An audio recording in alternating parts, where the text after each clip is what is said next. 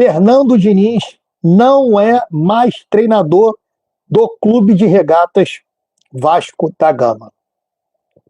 É isso, rapaziada. Após a derrota do Vasco para o Fluminense ontem, foi a gota d'água.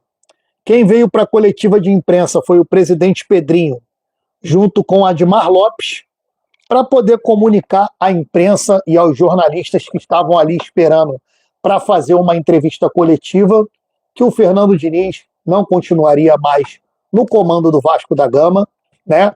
O Pedrinho pediu, agradeceu aos serviços prestados pelo treinador, mas falou que, infelizmente, o treinador não iria continuar.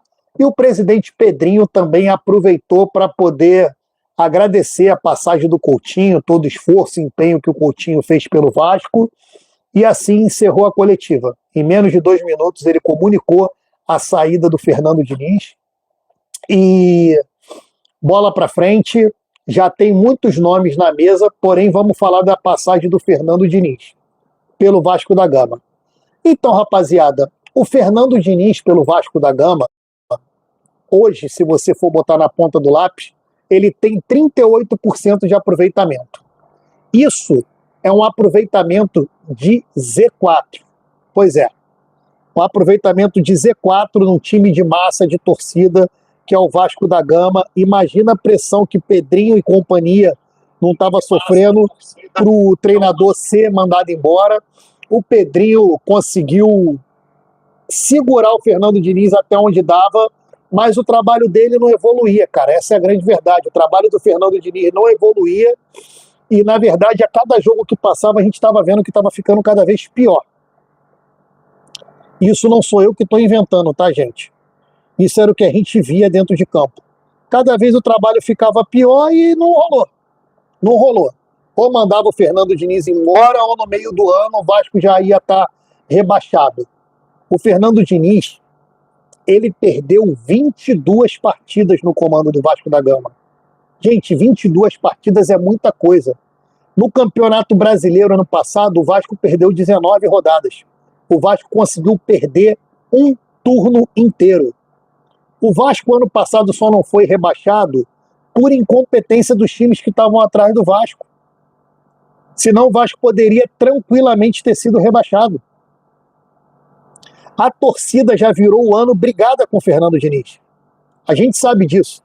A torcida já virou o ano não querendo que renovasse com o treinador. E mesmo assim, renovar não, porque ele tinha contrato, né? E mesmo assim, ele seguiu no comando do Vasco e a gente viu o que aconteceu. Não deu em nada. Não deu em nada. Nesse momento, nos bastidores do Vasco da Gama, parece que o Vasco já começou conversas mais profundas com o Renato Gaúcho, que para mim hoje seria a melhor opção, tá? A melhor opção para estar assumindo o Vasco seria o Renato Gaúcho, por já conhecer o Vasco da Gama, já mora no Rio de Janeiro, não tem que mudar de cidade, não tem que trazer família, não tem que ir para outra cidade. Então o Renato Gaúcho para mim hoje seria a melhor opção para estar assumindo o Vasco da Gama. E dos treinadores que estão no mercado, o Renato Gaúcho é um treinador bastante qualificado, gente. O Renato Gaúcho, nos últimos 6, 7 anos, ele tem aproveitamento de G4. O Renato Gaúcho, há 2 anos atrás, foi vice-campeão com o Cruzeiro. Com o Soares, lógico, porém o Soares só tinha um joelho e mesmo assim o cara conseguiu ser vice-campeão brasileiro. Com o Flamengo ele também foi vice-campeão brasileiro, vice-campeão da Libertadores, campeão da Libertadores pelo Grêmio, campeão da Copa do Brasil.